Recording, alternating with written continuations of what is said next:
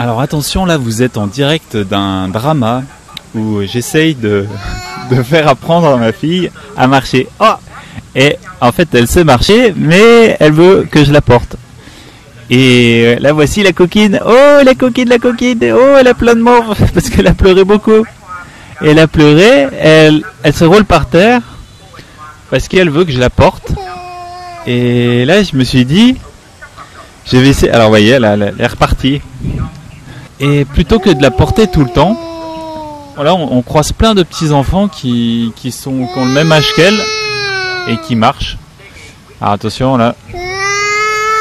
Donc là j'expérimente le fait de pas céder et pour voir si ça marche. Je sais que au début c'est pas facile de la laisser pleurer. Mais peut-être que c'est nécessaire et que,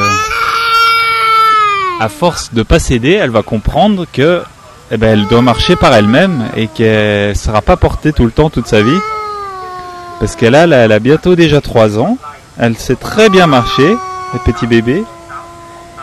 Mais c'est presque systématique. À chaque fois qu'on est dehors, elle attend les bras, Alors, on va la laisser un peu pleurer. Je vous rassure, hein, ça me ressemble pas habituellement. Je fais quelque chose de différent. Je la laisse pas toute seule. Enfin, justement, j'essaye de la faire indépendante le plus possible. Que pour... Oh, bah ça y est.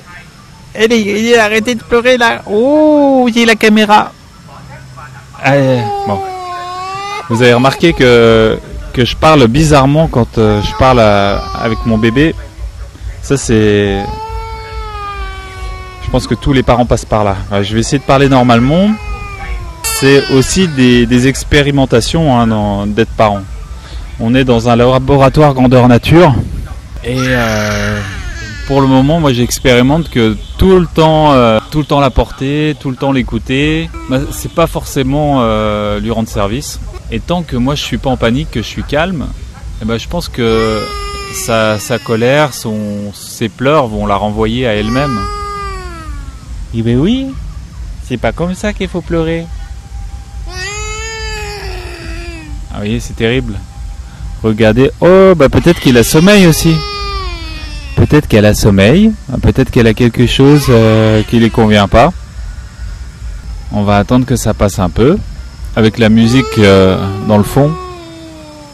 Et voilà, et après les enfants, le bruit extérieur, ça va lui passer.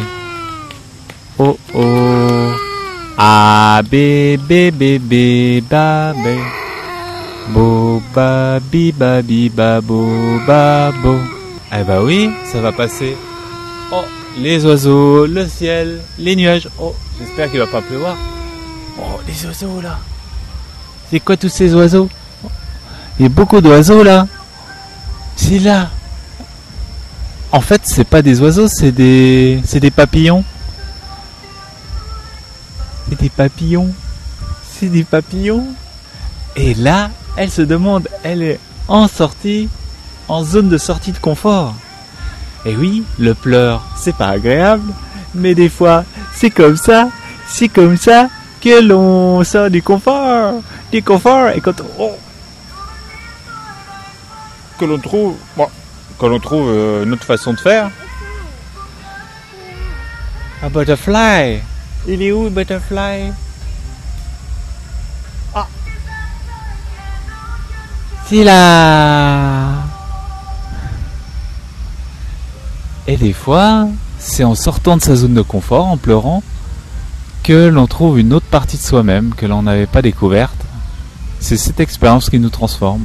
C'est peut-être comme ça, pour ça que quand on est bébé, on pleure beaucoup, parce qu'on est beaucoup en zone de sortie de confort.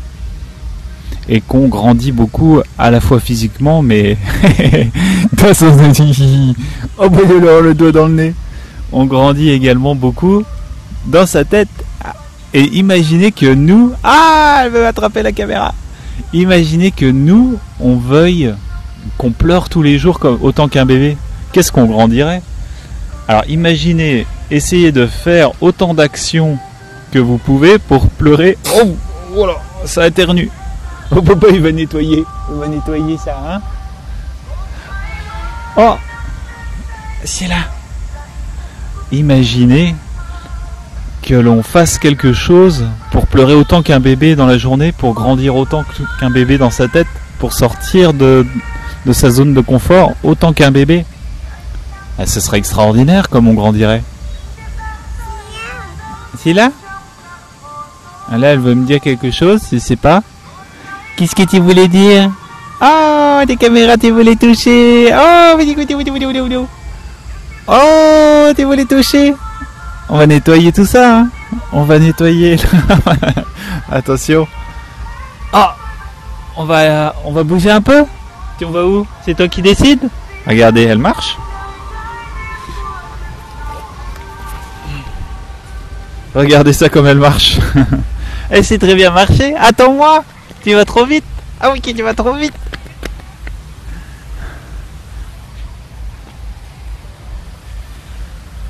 Elle sait très bien marcher.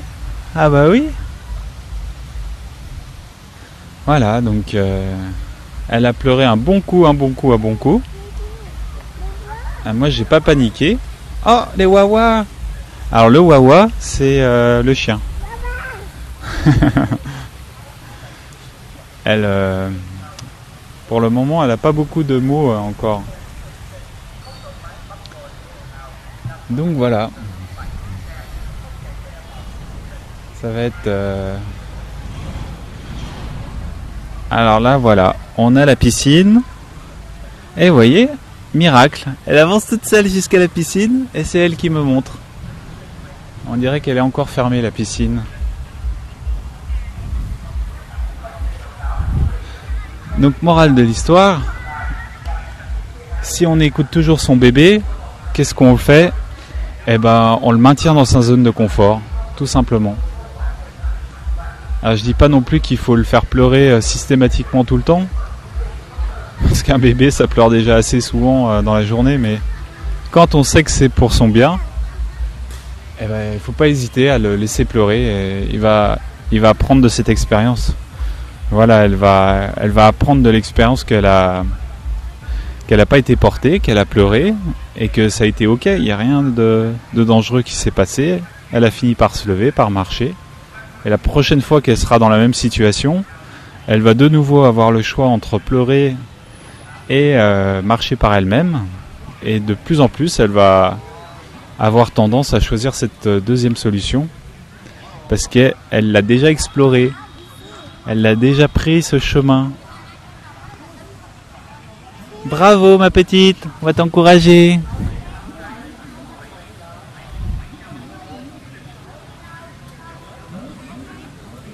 Allez, elle monte très bien la barrière, la coquine. Coucou, coucou.